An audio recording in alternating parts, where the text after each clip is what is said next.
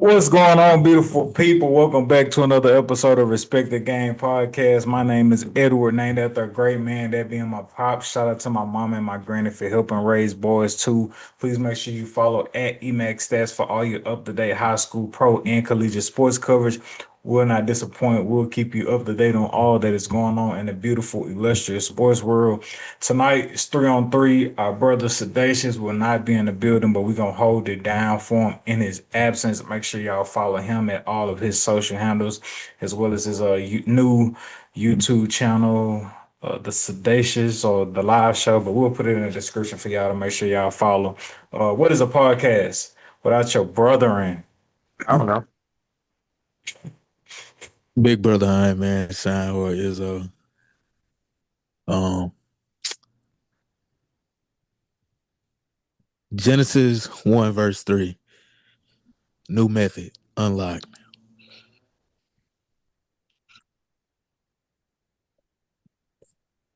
Fucking heavy. I like it. That's it. I think the dramatic pause was implication enough, but yes, Welcome back, nigga. folks. It's the host with the most that blows the most smoke, Black Peas, the rap plug, the hip hop plug. You already know, man. Be sure to go check out my reruns, man, on Apple Podcast, Spotify. Really, any way you get your dope podcast from, you can really just Google me, man. Check your boy out. Let's get it. Let's go, man. Cheers.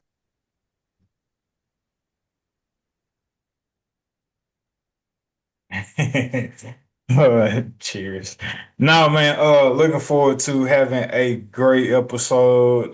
The Texans have been making moves. The got a lot of NBA to discuss. Like peace, he's in the building. It feel like it's been it's only been like maybe like 1 week, but it feel like we hadn't heard none of his NBA takes yet. So we're gonna get to that. Um, but first, for those, I'll say this. First, I put in a group chat this past weekend or whatever. Text I sent the link about this movie called First Time Felon. And the leading actor in it is Omar Epps. And so this movie, I had seen like a random clip of it on Instagram, and I was just like drawn to like, oh, this looks interesting. Um, I want to watch it, so I happened to be able to find it on YouTube. Came out in 1997, and I don't know if this was the director's intent or the writer's intent of the movie, but this movie has a very powerful messaging, or at least it spoke loudly to me. And I just wanted to bring it to the pod in hopes that it can encourage or bless somebody else who may need to hear it. But if not, then I guess it was just for me. But nonetheless, right? So this movie,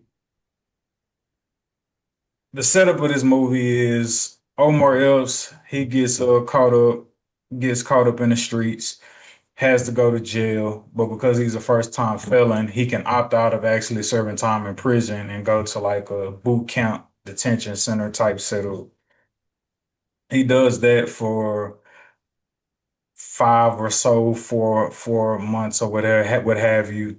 And once he gets out, he's now faced with with what all convicts are faced with in terms of trying to get back into the get back adapted to the world and trying to find a way legitimately. But it seems like you can't really break through in terms of finding a job due to your record, right?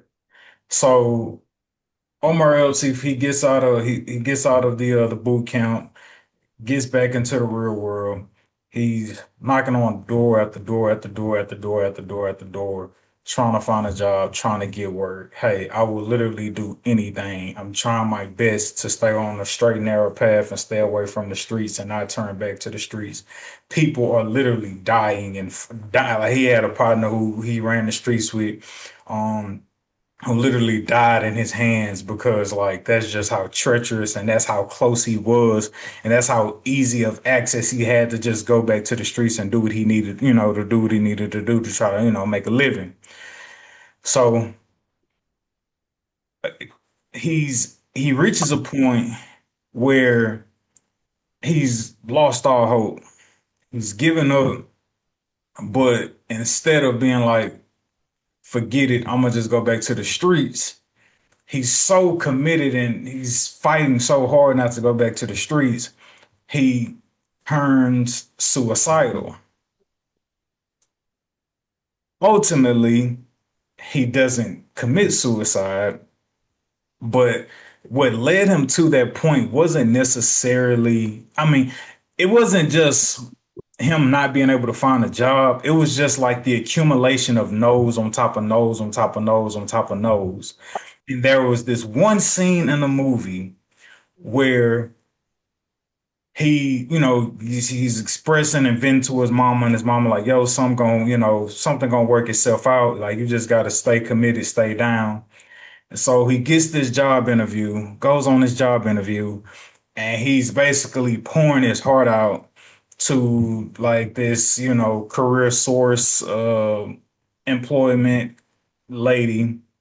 He's pouring his heart out to her by like, look, this is what I've done, this is what I've been through, but this is who I am today. Ma'am, again, I will literally do anything. Do you have anything for me? While he's saying that, the lady looks down at this clipboard that she has, and on the clipboard, you clearly see plain as day, there's a help wanted sign, looking for work, no experience needed, so on and so forth, moving, hauling cinder blocks. As he's pouring his heart out to her, once he gets done, this lady having the means to say, hey, this place here is hiring, she looks him square dead in his eye and says, hey, I'm sorry, but we don't have nothing right now.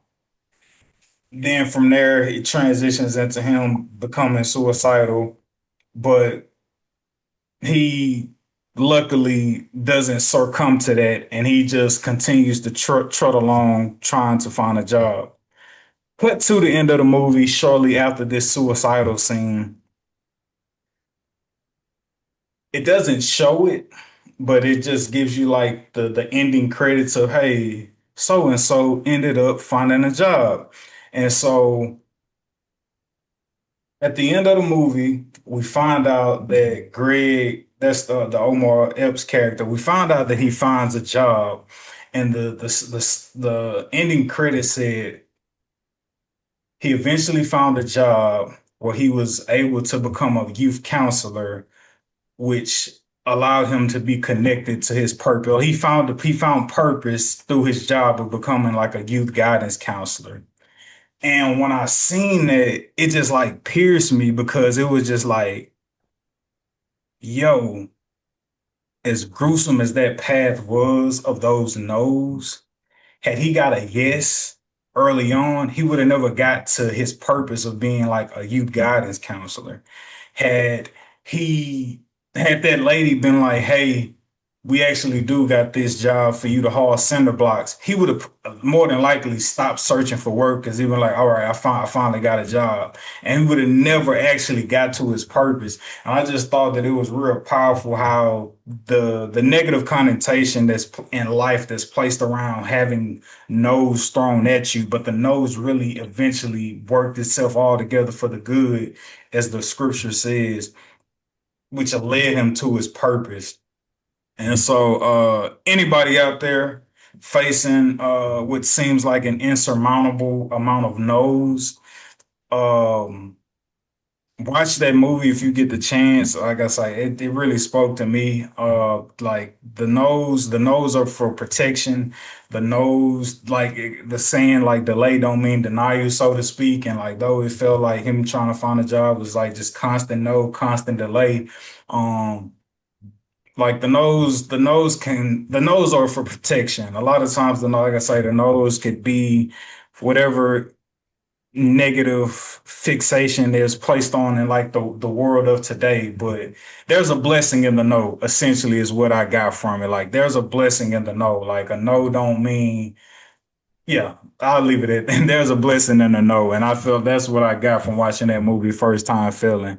And like I said, I just had to share that. I just had to share that.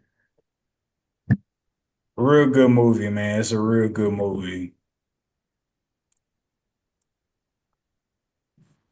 But yeah, now I would if I got the chance to talk to the director or the writer, I would really want to know if like that was their intent in making that movie. But yeah, No, I'm no, pretty sure that's what it was. I'm Pretty glad he hit sure. home, man, even though you're not a first time felon or a felon at all. right. But no, I'm pretty sure that was the intent. Obviously, that's that's a dilemma a lot of people face when they feel like they deserve something or they need something. You know, they get a lot of no's or they get a lot of negative situations, and it can often push you to make you suicidal, make you more negative, make you want to give up. You know, settle for what you got. But at the end of the day, those no's could be saving you from a situation that you probably could have made you worse off. So I definitely agree with that. And I have a bit of experience with that as well. I thought that, my previous job that I'll be able to, advance there. But looking in retrospect, it's like, yeah, I dodged the bullet, like but we got advanced there. I feel like I would have been stuck there and it would have gotten worse because I would have felt that I got what I wanted and now I have to show appreciation for what I got. And I think that ties back into it as well. Like if old dude would have got a job earlier and at the point of life that he was at, anything he would have got, he was going to be overly appreciative of. So if he was a fry cook at KFC, he's going to be overly appreciative of being a fry cook at KFC.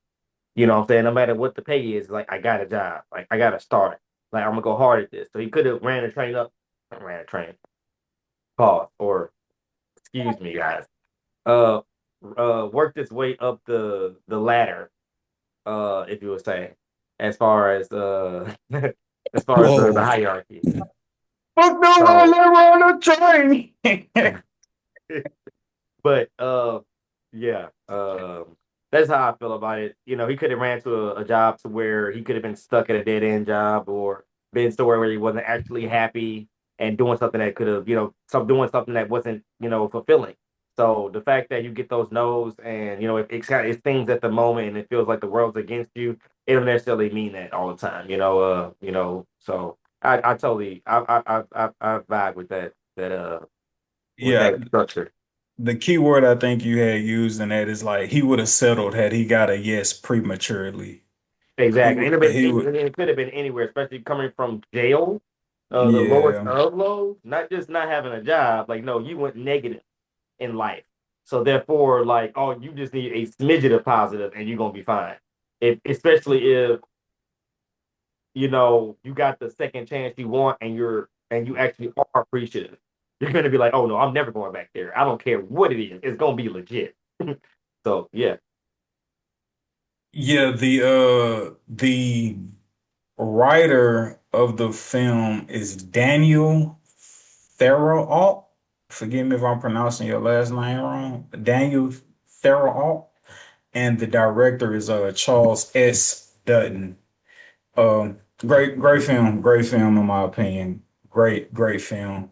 Um, moving on in the pod, we could go so many directions with the rundown, but how about we just get to it with these Houston Texans of ours? Oh, this little thing of Oh. ours. Yeah, man. So our beloved Houston Texans, they all right, we'll get to like the breakdown of the trades, but where I'm at right now mentally is it's like Nick Casario, right? Mm. He got us out of some dark days, post Deshaun Watson era. He got us out of that era. And now the question becomes, is that enough grace has he bought himself enough grace to be trusted right now? Or could he be reaching his ceiling with how far he's been able to take this team I want to reserve full judgment until I see all the moves because of the off season? the trading of the two linemen, it does, you know, it does put some cause to pause there. But as my antennas do get raised, that would tell me that with David Montgomery's expiring contract, we are looking to throw a lot of money at the O line, being that we traded two of them. So I do want to remind people, although we have a late first, right? We do have 2 second-round picks.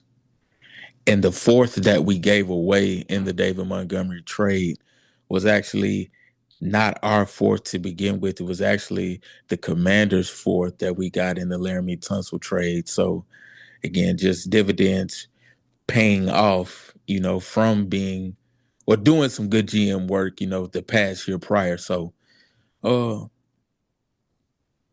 I will say this, it's the same old Texans, man, in this regard. Like, bro, can we not trade for an aging running back? And I get it. David Montgomery isn't your typical 29-year-old running back because he doesn't really have the wear and tear because he was able to split carries with Jahmyr Gibbs. But I do think that um, I want to reserve a bit of judgment and see how we make the O line out because I do think Nick Caserio has proven himself to be a good team builder, but I do think he has failed in protecting CJ Stroud in building out the O line. So I think the best year of our O line was probably CJ's rookie year. And I think it progressively got a little worse year after year. I think that's like an accurate and fair assumption. But, I'm going to reserve full judgment to see how Nick Caserio, attacks building the O line. But um, I do like the move because it says, I still believe in this team. We needed a much needed ground presence. And I think he matches the persona of toughness and aggressiveness that we have on defense, and to bring that on offense, it's something we were definitely missing last year. Um, with Joe Mixon kind of missing the whole year, so we'll see, man. We'll see. Yeah, David Montgomery, those 3 years with Jahmyr Gibbs, over 2,500 rushing yards and 33 touchdowns in 3 years, splitting carries with Jahmyr Gibbs. So definitely would love to see what that looks like with him being the leading back. But then again, the question always comes back to your point is, what's up with this O line? Give a damn who our running back is if we don't got an O line that could actually block for him. And in addition to block for CJ and Titus Howard, over 1,000 snaps, never gave up a sack. Best offensive lineman in the pass blocking game, but just overall in general for our team, and we let him go. So you Yeah. reserving judgment. I'm sorry, Black Piece. I'm gonna say so. I'm gonna be done. You reserving judgment is very is very wise. I'm like gonna hit the like that panic Texas button. man. I'm hitting the panic button, man. But yeah, you reserving judgment. Yeah, yeah. We'll leave you to be the wise one for today. I'm hitting the panic button. Like, what are we doing, Nick? What are we doing? Damn, nigga, it's the beginning of March.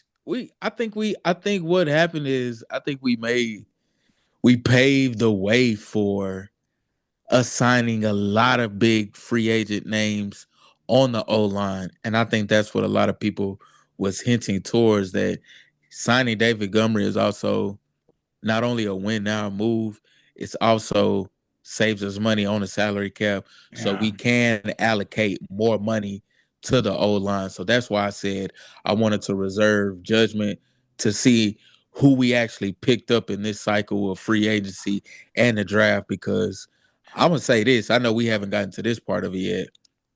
I don't know if people have been watching.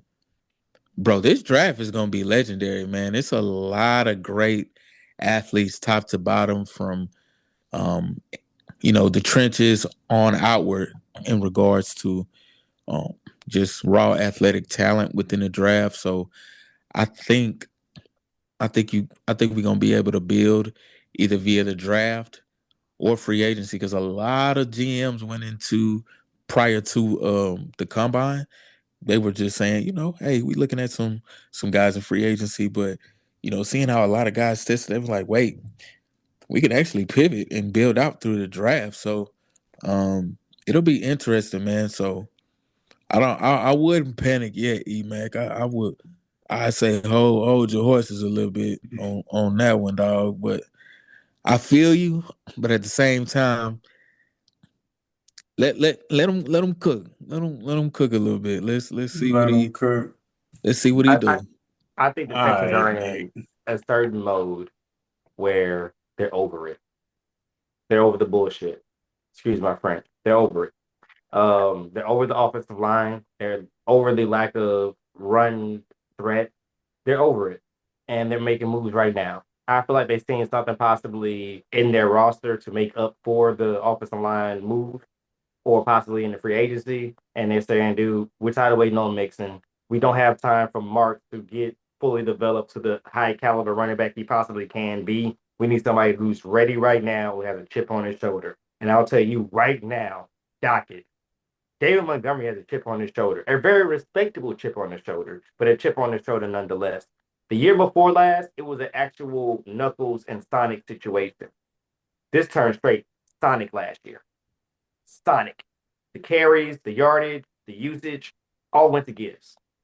At the end of the day, this is still a business. That's the homeboy. That's cool. You're gonna big up him like, hey, that's what's up, bro. But at the end of the day, you got a family to feed. You got stats to build. You have a legacy to build. And I think that's what's on Dave Montgomery's mind. And I feel like he's in a perfect situation where Marks maybe has 2, maybe 3 years where he reaches his peak and he knows I'm the running back right now. And they're physical, in the mindset for the Texans is physical, and that's the style of football he plays. And I feel like he's at home now. If the Texans utilize him correctly, keep him healthy, I feel like, dude, we may be a very scary threat next year. I have been watching CJ's demeanors lately. I appreciate him like owning up a little bit more to how he performed in the playoff. A lot more accountability. He not saying he steered away from the accountability, but he just put a little bit more on himself. I think the last appearance he had at a war show or something, he kind of just stood a little more on it, and I appreciate that. But you got a lot of work to do, and I feel like he understands that, and I feel like he's going to take advantage of that during the off season. I feel like the Texans know they have possibly one more year for this defense to be at the level that it's at, if not maybe 2 notches under. Because Before you great can't pay defenses don't last everybody. constant years unless you're the Ravens or the Pittsburgh Steelers. Yeah, to your point, guy, because we're only going to be able to have them under contract, the defense that is for so long.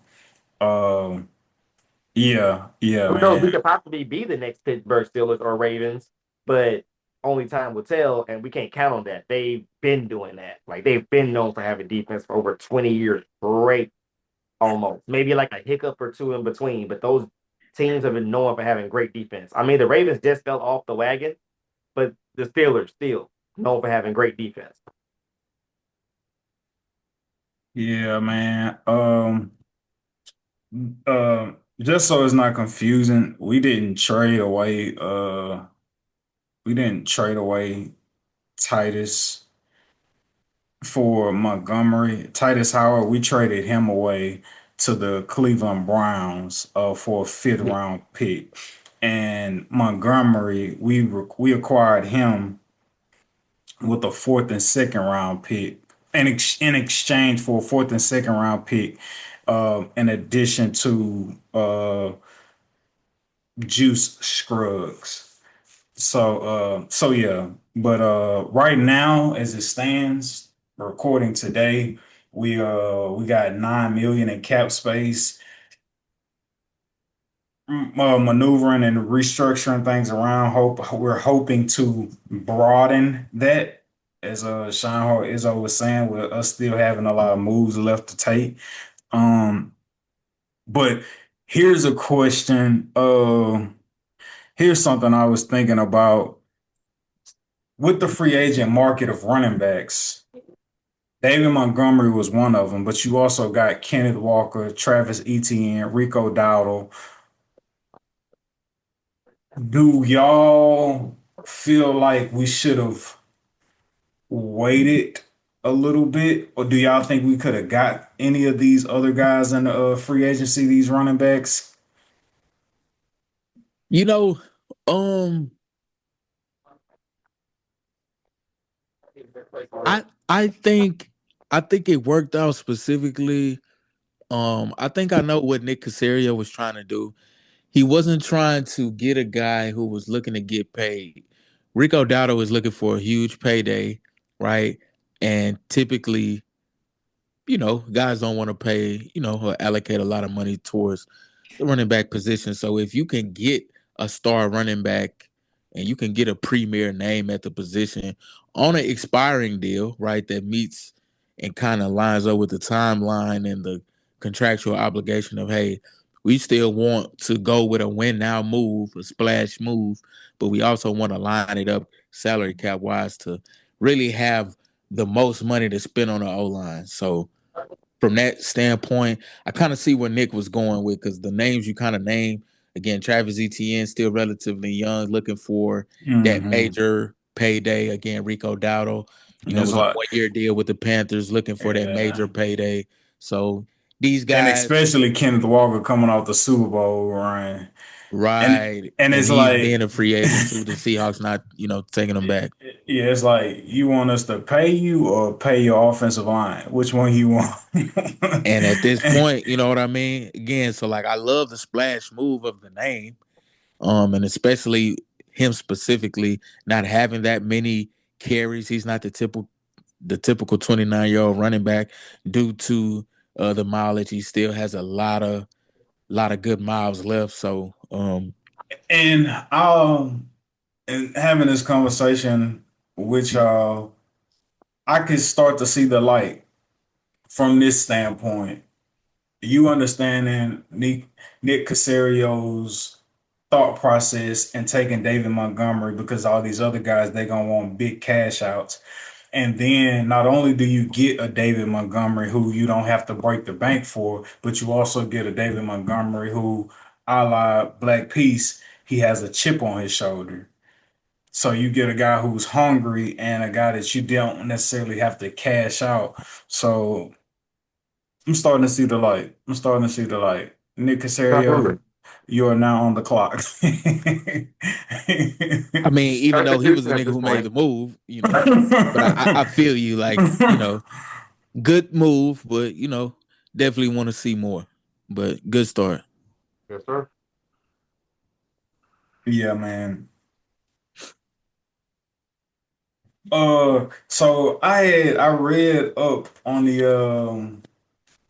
USC dude, and I seen that it was like a hoax. Like he not like 30. I don't know if y'all care to like talk about that at all. We could edit this part out. I didn't feel like it was much of a story once I realized he's not like 30 with 4 kids. What was the story on that? So was he actually released though still? Yeah, no, he was still released. He was still released. The hoax was just like he was released because of like the alleged birth certificate like fraud or whatever, but like it wasn't true. Like it actually came from like an account that's like known for like going viral for like fake news, so to speak. The 4 kids was a stretch, but yeah. Yeah, over to the NBA, man. Black Peace. Oh, well, I'll just say this to open up the floor, and we could take it from there.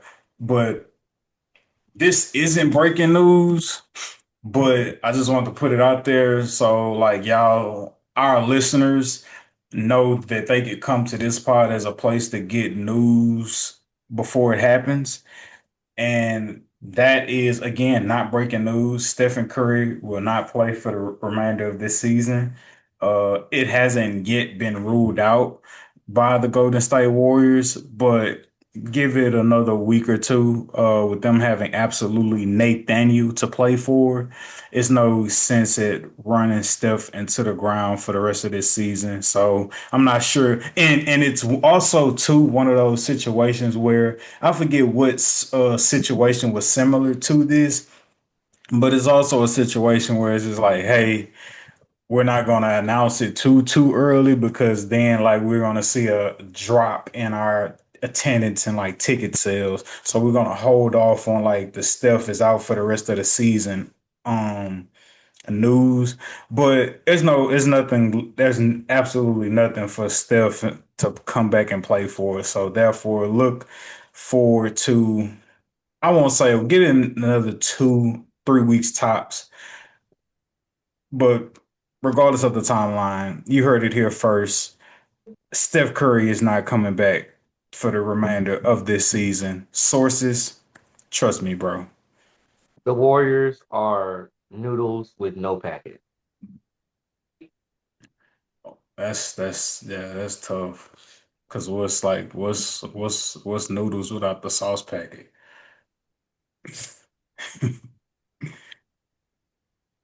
They're oatmeal with no sugar right now.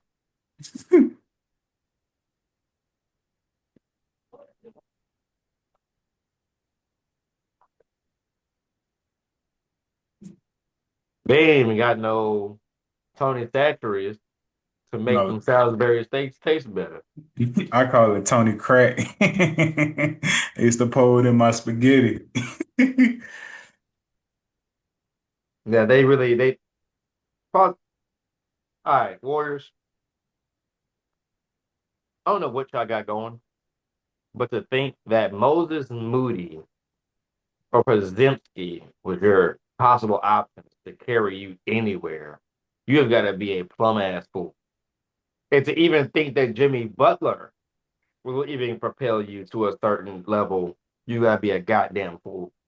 No, he I was have never no the clue what answer. your game plan has been for the last 3 years, to be honest, since you guys won the last championship. So, I say this black piece two yeah. times. Noodles without the pack is nuts, but uh, I will say reserve that type of judgment for Kristaps Porzingis. What the hell was y'all thinking trading for this dude Ugh. when it's already been proved that he had an autoimmune disease? Now the sad news was it was a running joke that guy had AIDS, which we all know wasn't true, but it was come to find out that he again does have an autoimmune disease to where he does have like a disorientation when he stands up and becomes really dizzy and nauseous to where he doesn't have his equilibrium about him, and he does. Disease. Yeah, autoimmune disease, bro. Like, So he does have AIDS. no, fool. I'm sorry.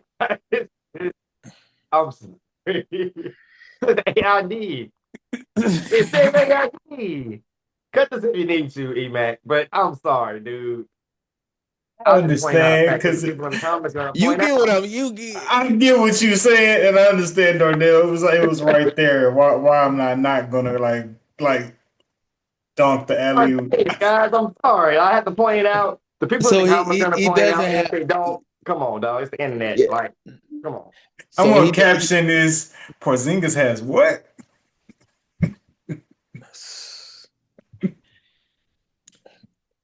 anyway, man. Yeah, they traded for a guy with a health condition and a medical condition that really he can get nauseous and kind of like seasick on land out of nowhere and not be available to play basketball for days on end.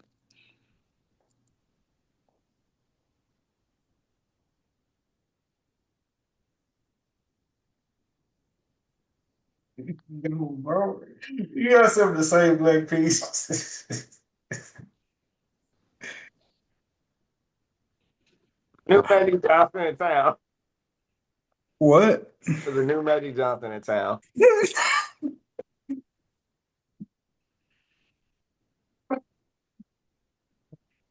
Wow, man.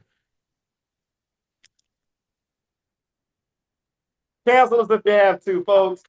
We need the attention, baby. Let's go. Yeah. Man. I am tripping. This is crazy. This is absolutely crazy. If we have any listeners out there with autoimmune disease, I'm not making fun of the disease, guys. I'm making the fact that it was a coincidence that people were trolling him about it, nah, and it so happens the name of it is that. I'm not making fun of neither one of those Nigga, diseases that themselves. term is a broad terminology to describe any disease that attacks. Come on, man. You can't be you know this what I'm bent. saying? I hope our listeners You got a could good you sense could of humor. have That's all I'm saying. I'm just looking at the commonality of it and knowing that it's not the one that bro, people are talking about. It's a different one. polio is an autoimmune disease. But You that's know, what I'm saying. Tourette's is an autoimmune disease. Like It's the troll of it, man. Come on. you It's the getting commonality of it. that. I don't mean no harm at all. They're Good both joke. serious. Hey man, good jokes don't discriminate. I get it on Nah, that. for Man, sure. I You good, mean, bro. I don't care. But it ain't me. But I'm just saying, I ain't fucked up no, about it. but That's like I the said, cheers, y'all. can we name this episode AIDS? What's Kelly, y'all? I mean, make it an acronym. I mean, like, say something like different We from it. We should, cannot It's no. not, but it's we not. should name this episode "Who Got AIDS." Oh, God. He talk about me. He can talk about I'm a chill. All right, All right, all man. right, I'm all right. Hey man, Felon. Hey man. Hey. we Hey, dwelling a everybody. little too long on this, man. All right, It's we're a gonna move it's forward. a We're gonna it's move a forward. it's a slow sports week. Um, the We got the niggas running 4 3s and 4 2s. You get a 4 3, you get a 4 2, you get a 4 3. And we talking about sicko Christo, man. I don't know. Right there. So, Izzo, do you believe in the Pistons? Do you believe in them to come out of the East?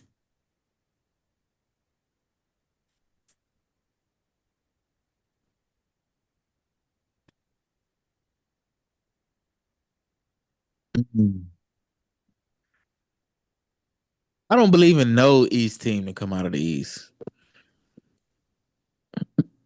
Can I say that? Is that news?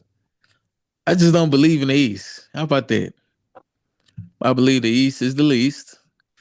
salute, I do love the Pistons, but I salute. think in a 7 game series, I think it's gonna be too easy to key in okay.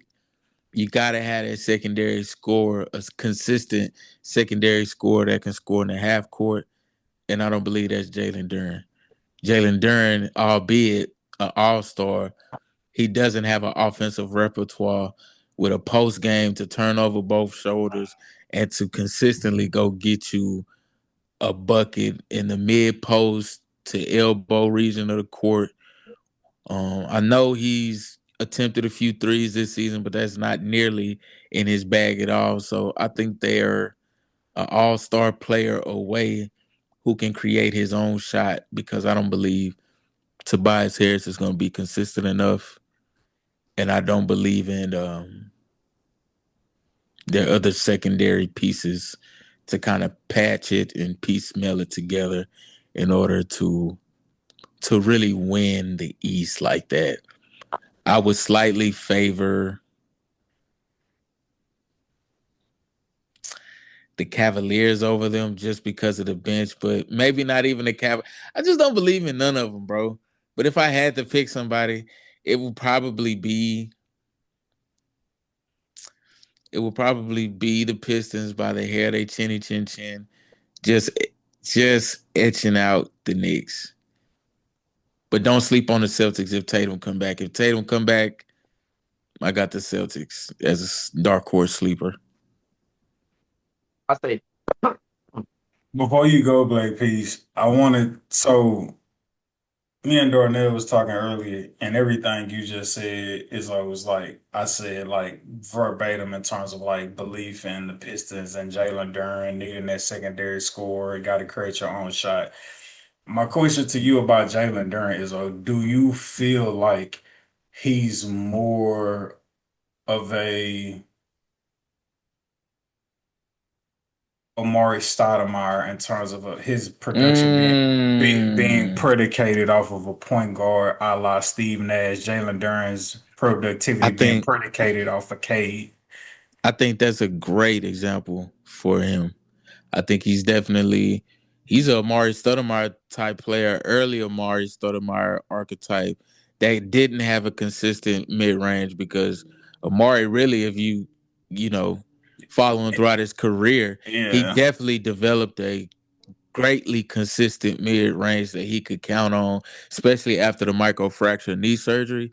yeah, He talks about it in a couple interviews that how he had to sharpen up his other tools in order to you know, kind of withstand and have some longevity in the league. So yeah. um he's early Amari Stoudemire without the jumper, so I just don't think he's gonna be much help to Cade when they really need it. Now, the thing that you have to remember, those teams were successful, the New York Knicks and also the Phoenix Suns. Yeah, You know so who stopped successful them? that they didn't win. Yeah. You know who stopped them? A man named Kobe Bryant and LeBron James. Those were the people that stopped them. I don't see a LeBron James or a Kobe in the East right now. So When that's what did I'm saying. LeBron James ever what's hold on. Led teams. But you hold on. Steve Nash would have never met LeBron back then playing in the playoffs. So what are you Kobe. talking about? Nigga, Kobe was around that time when he was losing to Phoenix in the playoffs. He was Oh, I'm getting sorry. They have to he worry was about getting the his dynasty of the ass handed. Spurs. He was Okay. yeah. So I mean, that's again, not you much better. They have to get some pretty tough, strong competition. I don't see that. My point is, I don't see that strong competition in the all right, East. man. In the Steve East, Nash is one of those MVPs is a Make a Wish MVP that they stole away from Kobe. that's Kobe should that's have two fine. MVPs. So Absolutely. it's the allure of this Phoenix team that was just so like But I they don't did make believe it to the Rajah playoffs. They Rajah did make Bell deep was a runs. knockoff Bruce Bowen. Like let's be real, Shawn Marion, like he was come on, man. He was great at being average. If we being a buck, if we being a buck, if we being a buck, Somebody really one of the key great. pieces to help win the championship with Dallas Mavericks. Yes, him. Okay. Yes. Really great at being just good enough. The Like one who locked again, up KD when it mattered. locked up KD is a When stretch. it mattered. I've Oh, never it seen does I've never matter. seen nobody lock up KD. So Well, you better go watch back when they won that championship. I remember vividly. This man locked him up, made him lose the ball, and stole it, made turnovers. Him himself. Absolutely, sir. So how much did Kevin Durant average that series? that does. Oh my goodness. Let's not do that, guys. Let's not matter. Let's not do that. When you need to win that game and you get locked up, we care about you getting locked up. When Steph Oh, Curry was supposed to make that shot against with Kevin Love, what do we Stand to remember? that. Nothing. Kevin Love put Exactly. them clamps on Steph. Exactly. It didn't matter. That's my point. Like, no, it doesn't matter if you no, don't make but the shot. nobody, No matter how great your nobody season was or how good you Nobody, was. you trying to, but see, no, that's two different. That's two different slices of the pie. You trying to hang your hat on some shit like fucking old dude locked up Kevin Durant for the entirety of the series. Don't paint a picture without the context of he locked them down a few key pivotal possessions. And you know what I mean? In order to, and I don't even know that to be true. I don't like. I In can't his remember later that years series at off the that. top of. How much did Kevin Durant average that series? I just I Answer the don't like how question. you downplay my boy Sean That's what I'm Marion in this shit. That's saying. all I'm saying. I gotta back my boy up. I That's say all he I was great at being just good enough. What's so wrong with that? What we talking about You again? talk I look at man a exactly, different light. That's exactly. all. He had one I of look them at this type of man a careers, different light. bro. Yes, he had one of them type of careers, bro. Like who is that again? Oh yeah, Shawn Marion. Oh yeah, he was a good player. Really athletic prime. Made a few All-Star teams. Not gonna wow you with his scoring prowess. In his heyday, a He's a really defender. athletic above the rim player who could defend multiple positions, who in a later stage of his career was able to help the Dallas Mavericks from a defensive standpoint, win a championship. He's And I one of the think he greatest scorers and of I all think time. he averaged and I think he averaged that year like 12, 6, and 1. 12, again, like really great at being average. Like that was like really That okay transition, stats. that transition went over my head. I didn't know we jumped to Shawn Marion. I thought we was Hey man, talking I'm about a Shawn Marion Steve fan. Nash. It was Nah, like, because Not saying two words, but I said I some was just disrespect. listing So off people within that Phoenix Suns run again on part of that Make a Wish MVP tour Steve Nash was on when they gave him two back to back. He deserved one of them. The other one, again. first, I'm not gonna debate that. See, I'm not gonna debate that at all. I'm just saying like you But I kind of said it. threw Shawn But I Marion under the said it bus a little in. bit. I'm like ah. But I said it in the entirety of the context being that, all right, bro, they went up against some good teams or whatever, and they were a good team themselves. But ultimately, bro, they didn't win. They didn't win.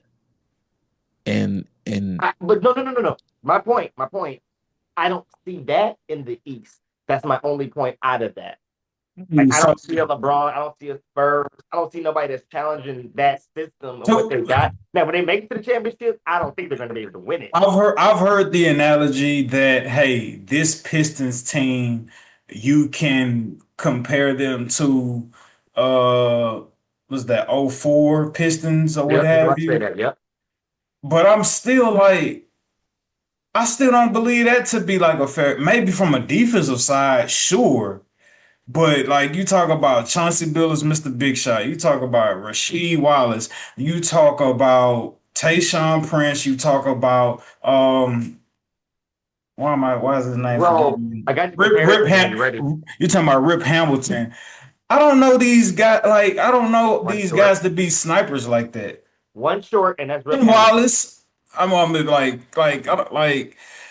I don't know these like outside of Cade. I get it, right? Like they're a really good, well put together team. I get that. And we see a lot of well put together teams throughout the years and history throughout the regular season. But there's a difference in being a well put together team for the regular season and a well put together team in the playoffs. Agree. Because when the playoffs come, I really think, and I'm perfectly fine with saying I'm wrong on the back end. When the playoffs hit, I think it's simple as overload on Kate and y'all figure it out for yourselves. But they got that test last year, and they are aware that that's not going to work. K went into overload last year, and they understood, all right, we got to figure out how to be a different game plan. Now their game plan is in the 2005 somewhere. I have to admit, and it's outdated. But based on the way the East is constructed, I mean, dude, I just don't believe in nobody else. That's my only point. I'm like, with the way the East is constructed, they can get away with it. They can literally mosey their way up to the championship. Like, I don't believe in Philly because they have too many issues. I don't believe in New York because they just nut up so many times. I don't believe in the Celtics because I just don't believe in Jaylen Brown being a solo star carrying them that far. And Missoula's coaching style, I don't believe in it.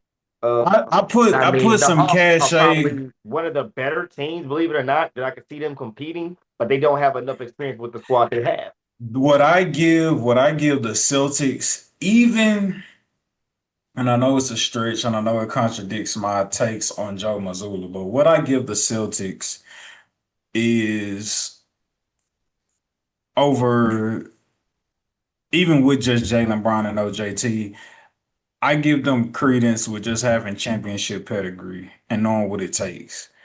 Um, what it takes to steal a game, what it takes to have to win on the road, and all of those things. Um, but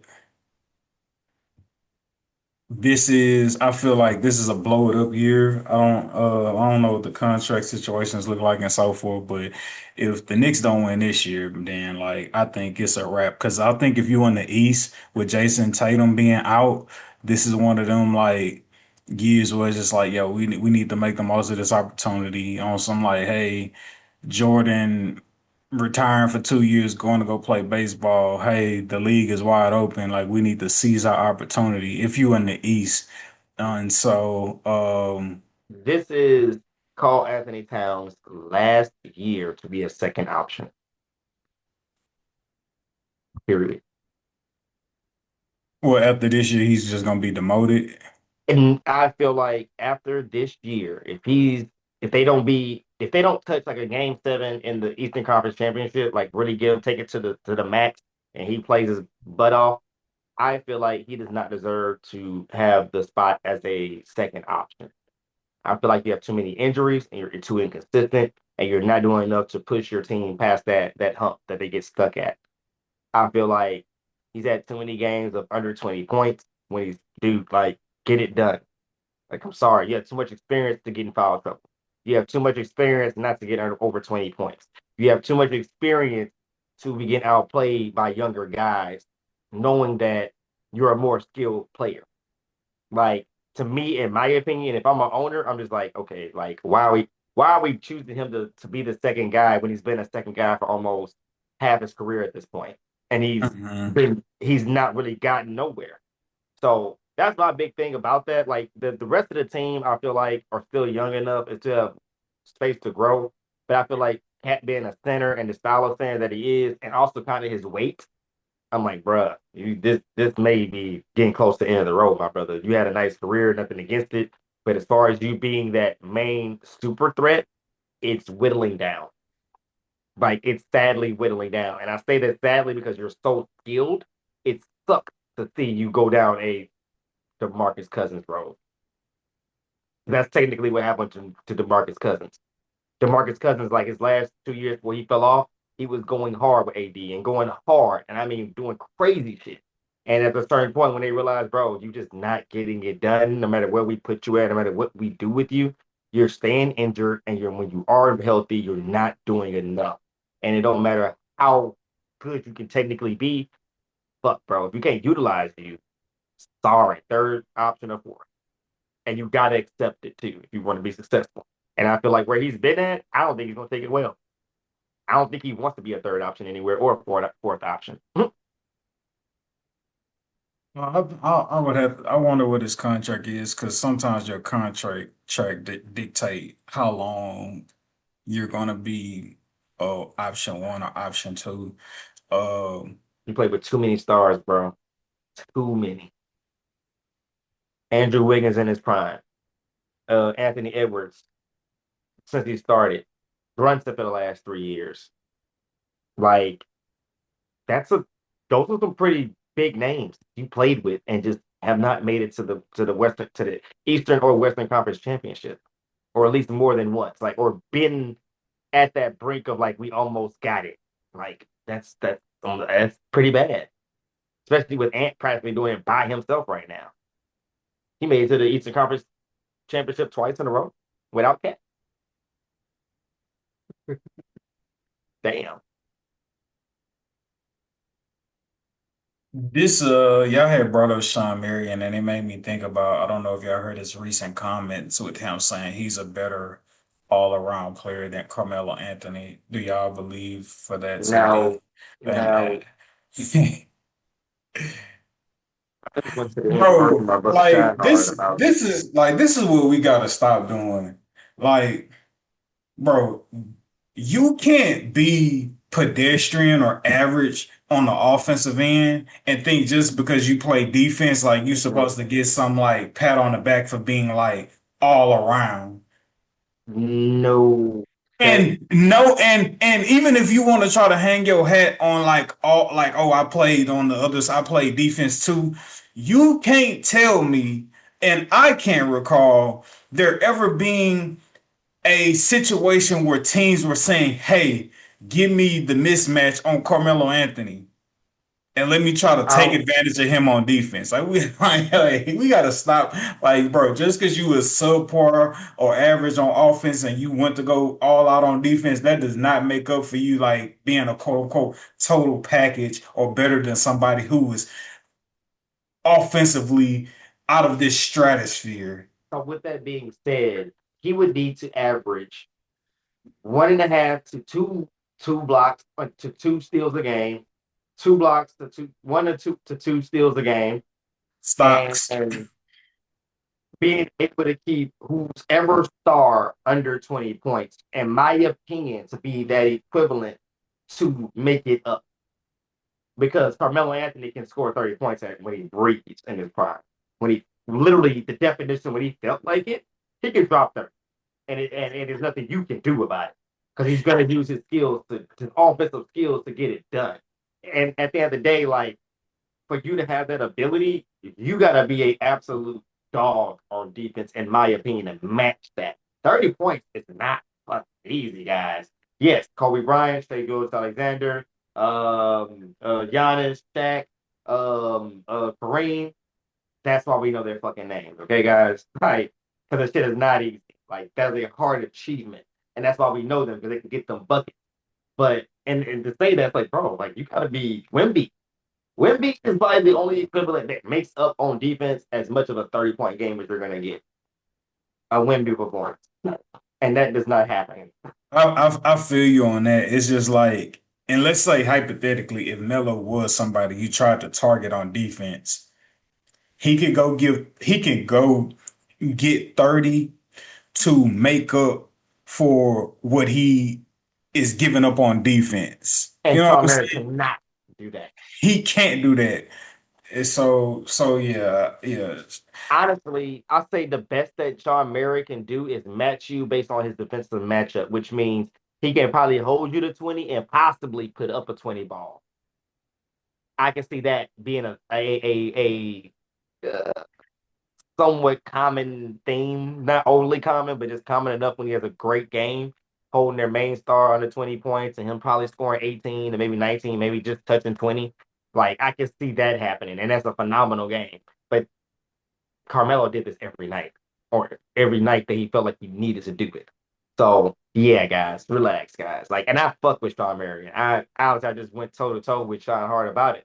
But it's just like, all right now, like, give him his respect, but that's not over whoop, guys. Like, Shawn Marion is a prime defender who can be used as a third to maybe fourth scoring option, and that's a strong on the option. Like, he really catches you when you're least expecting it and can just capitalize off of that momentum.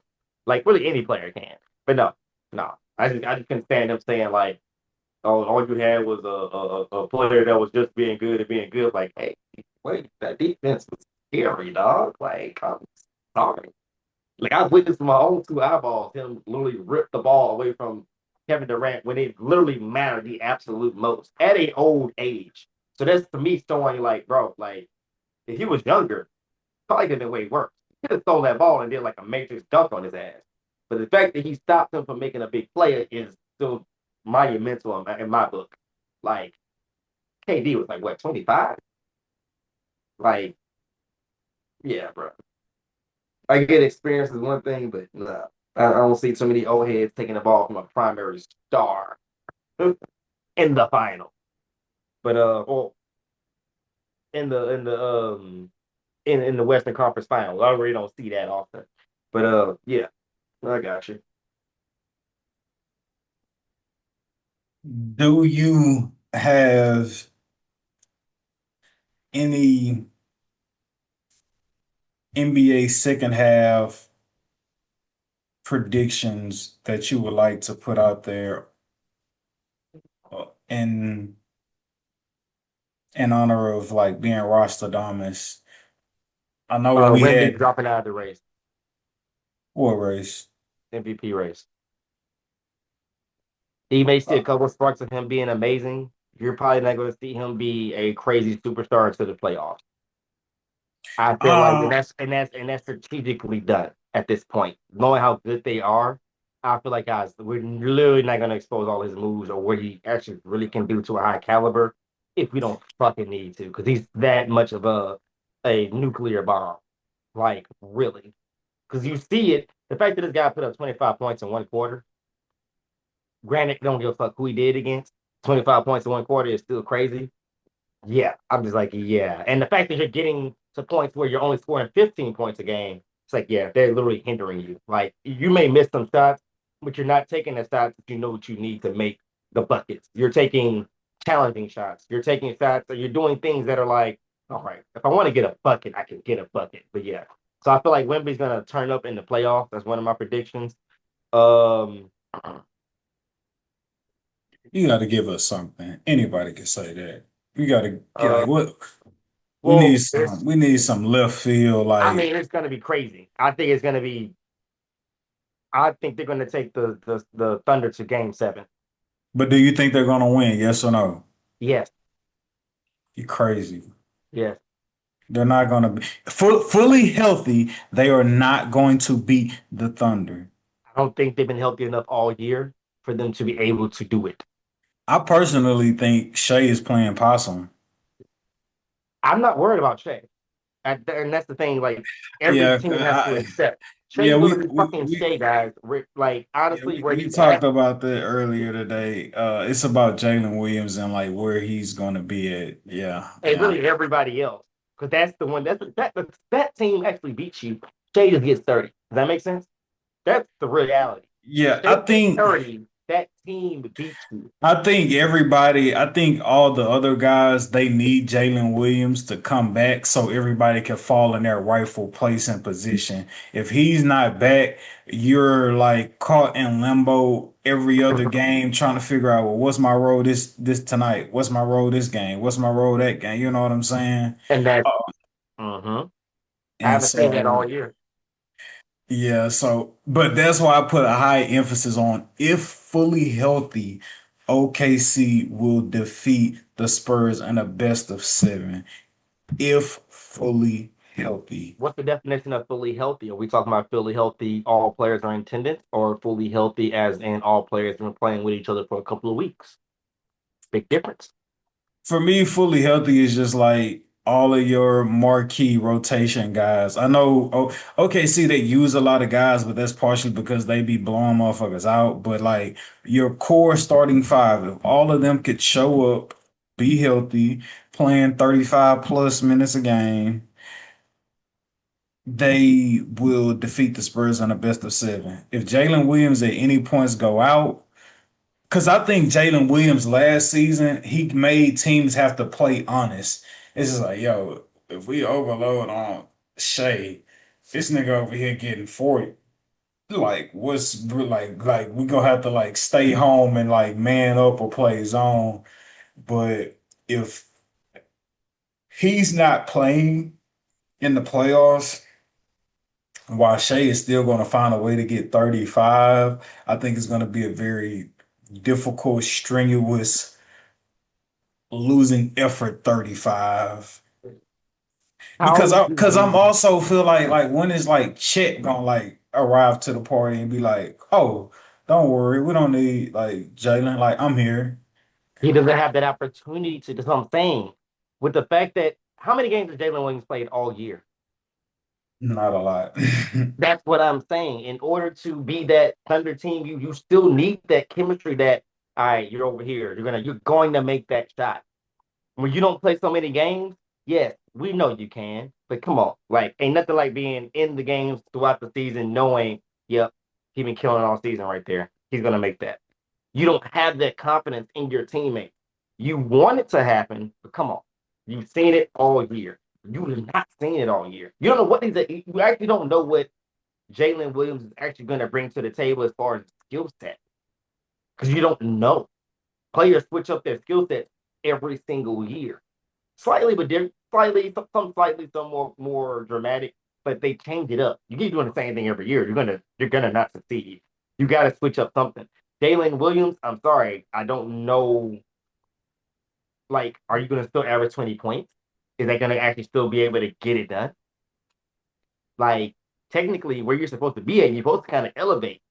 And then, with that being said, you're not making it to where that bridge from Shea to the third option is smooth to where Chet isn't comfortable. Chet's doing what he can, but he's not comfortable. He's not out there shooting shots at a certain point. He's shooting because he has to. And I feel like that's where he doesn't feel comfortable.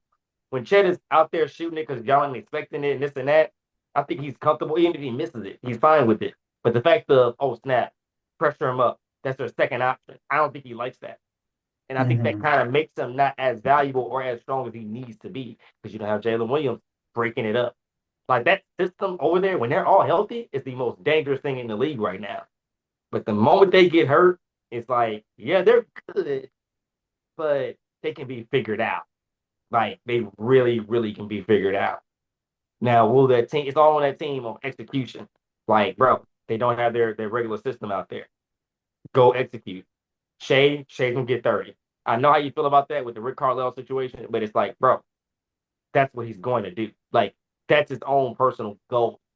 So who are you to like intervene with his personal goal rather than the team overall goal? Do you know what I'm saying? Like, I'm not just to kill myself trying to stop Shay from getting 30. Go ahead. do your thing, bro. You're gonna get 30, get the fucking 30. I got a Hey, championship to win. That's why they were yeah. able to take them to the ends of the road. Yeah, obviously the Halliburton bullshit, whatever. But that's how they work. It's like you got to accept that Shay's gonna do 30 and just worry about everybody else because it's misleading. Shay has won them a few games, yes, but has he won them all the games? Hmm. Yes, he had 30. He had 35, 40, all that. But did he hit like all those threes at the end of the game? Did he really put them to sleep? No, absolutely not. It's been Wallace. It's been Williams. It's been everybody.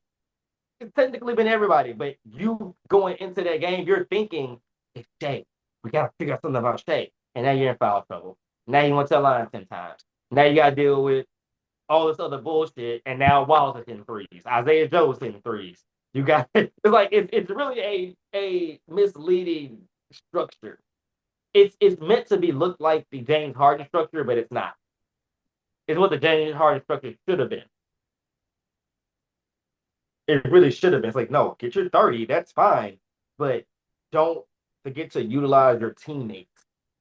But my point is, like, I don't think they're gonna get past the Spurs because I look at it as the way the Spurs are built, they got talent and game plan and good coaching. And it's just like, bruh, like everybody's happy where they're at. Like they're like a mirrored Spurs with no how do you say it? With no incentive. Like how they have that 30 ball incentive. There is no incentive for the fucking Spurs. They just go out and get a win. Nobody's doing nothing consistently. Nobody. Yeah, so one of us will have it tonight. Literally. And that's as much as it sounds like, but you need somebody like, bro, they got a few players who can, then they can snap into it. Castle, Wimby, Fox, and at some point, they got the players to do it. It's just like, why do it if we're not provoked? And if we don't see an overly done matchup that can really be exposed, we're not gonna force the issue, dude. We got players that can ball. We got a young rookie who's been tearing it up. Dylan, was it Dylan Harper? Hmm. Yeah. Dylan Harper over here ready to light it up and come off the bench, like bringing as much force as he can. You know what I'm saying? Like we got rid of trash like fucking Token or Sohan or however you say his name. We got rid of him. Hmm. He ain't going bullshit. Like we got a very skilled. Whoever touches this floor is going to deliver what they need. Homeboy Champ Kenny dropped 8 threes against the Rockets like a month ago. And once I Yeah. seen that, I was just like, yeah, this is gonna be a very hard Spurs team to beat. Because not only was he making those threes, that team understood, get this nigga the ball. Who gives a fuck?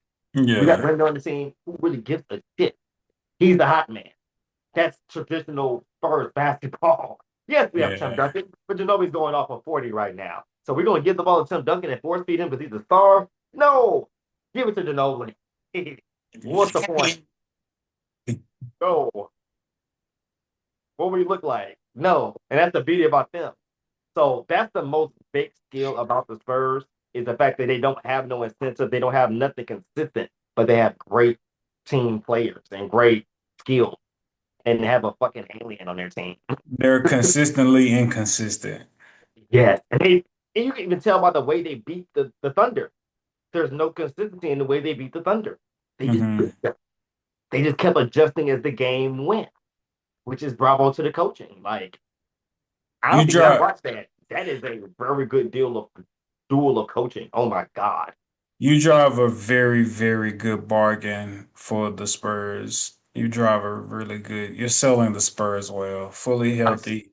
Give We'll me see. OKC. And the reason I knock the Spurs is because I just feel like simply off experience and them not knowing what it takes and what playoff basketball, like that level of intensity. Like don't be fooled by the play-in tournament, not the play-in tournament, the in-season tournament or whatever. Like I think OKC this year specifically, fully healthy, they beat the Spurs solely off experience. And um the Spurs, unfortunately, they have to go through the growing pains of gaining experience in a playoff atmosphere and so on and so forth. But we'll see. We'll That's see. the beauty of De'Aaron Fox. That's what they're counting on. Not saying it's gonna work, but that's what they have in mind. De'Aaron Fox then went toe to toe with Stephen Curry, and I think was that a 7 game series or 6 game series? It was a 7 game series at I home, I mean, believe, that they I came mean, up short in. you came on short against a franchise that's come on now, come on now, But you could argue, right? That was the Kings as a whole first time being there. and he gained it. I mean, experience is experience, man. Like 1, 2, 3. I don't do the year thing. I'd be a mouth, but I Yes, mean, shit, you got an yes. understanding of it. I feel like the inexperience outweighs the Aaron Fox experience. Absolutely, but that's that bark. That's why they got him there for it. They're gonna count on it for him to be a leader. They're gonna count him to be the vocal leader in the playoff. Point blank. Period. That's how that's gonna work. Like you going against Steph Curry to the end of the road. That's that's a magnifier of your experience, in my opinion. I'm sorry, it's a magnifier. It's like you go to get certain you go to the edges of the earth with certain players. It evolves you. Prime example, the Thunder. The Thunder when they actually first began, when they had Kevin Durant and they had Russell Westbrook, they played to the ends of they played their best basketball and challenged the championship reigning Lakers. In the first round, they were at 8th seed. What did they do the next year? They went to the fucking championship. So sometimes it ain't about how many times you went, it's about the caliber of the opponent you went up against. So I'm like, yeah, one time you probably went, and by the end of the day, you went to a game 7 against Steph Curry, and I think that year they actually won the championship.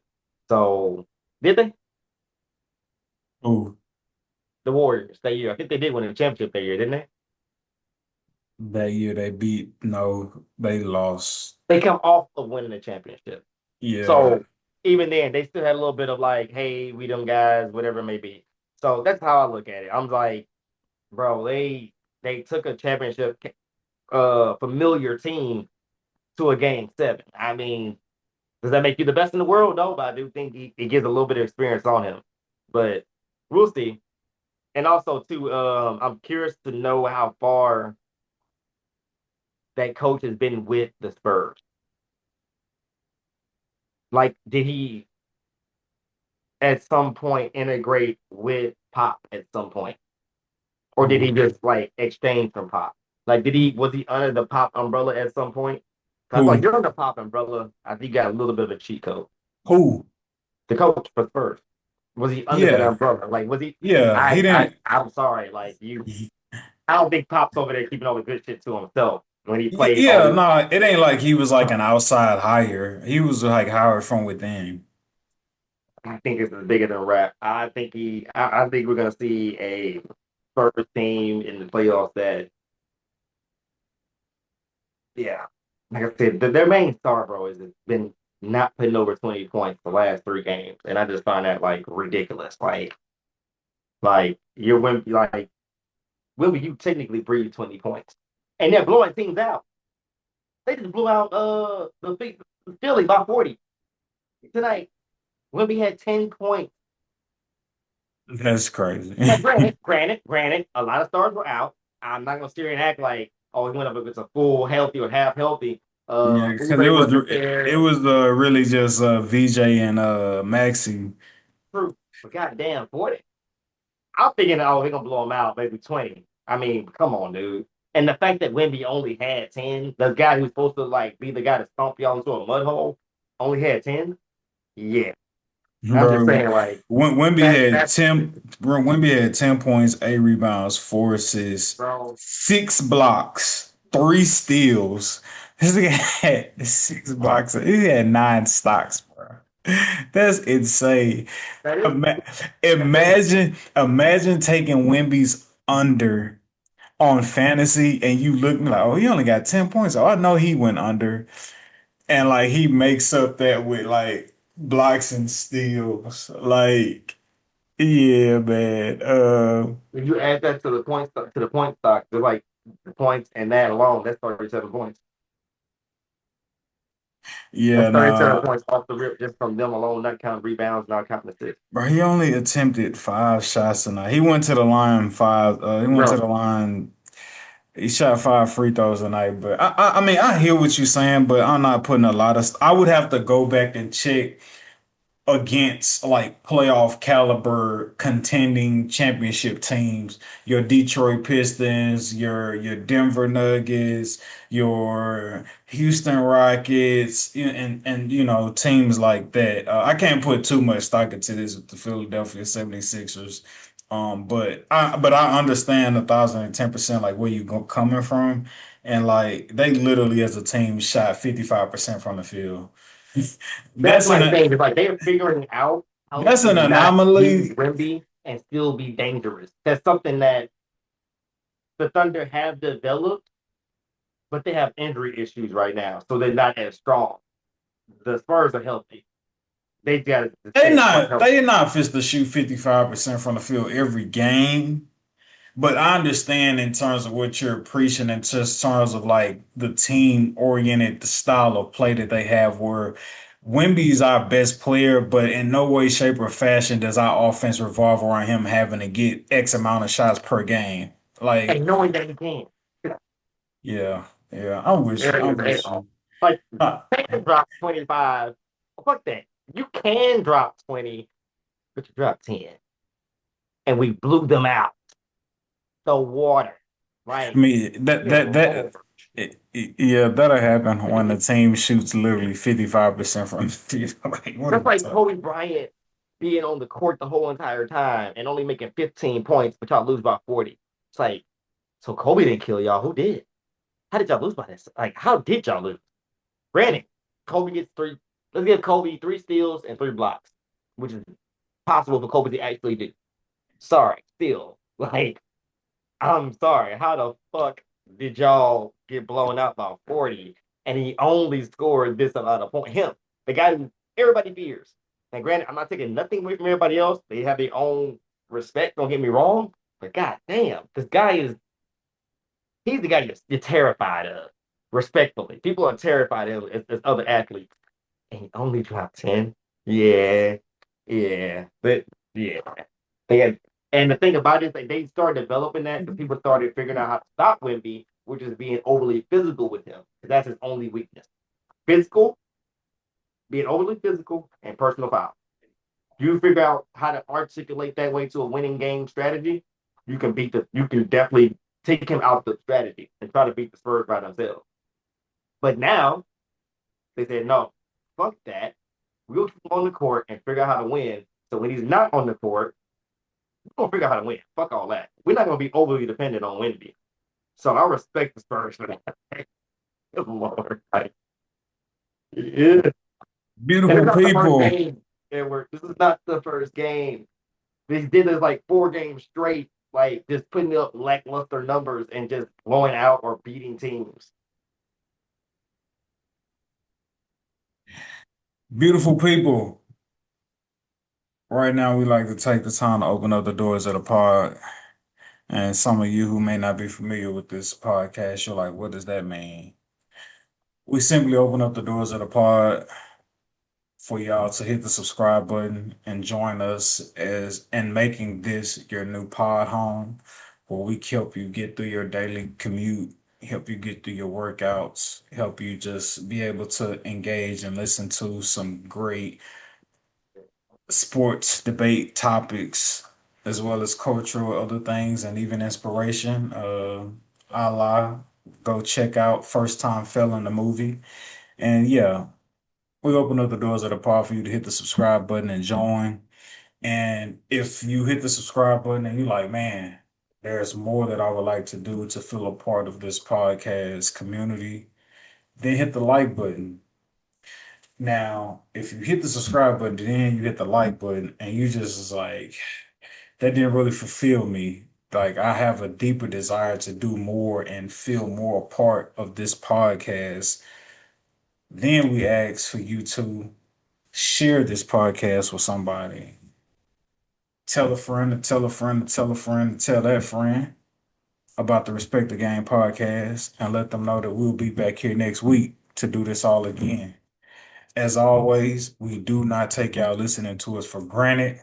We truly appreciate the engagement. If you're listening to this and you love this podcast, even if you just like this podcast, sincerely, please hit that subscribe button. Help us build our following, episode by episode, clip by clip, short by short. And yeah, man, this is what you call a great episode. We will see you beautiful people next week.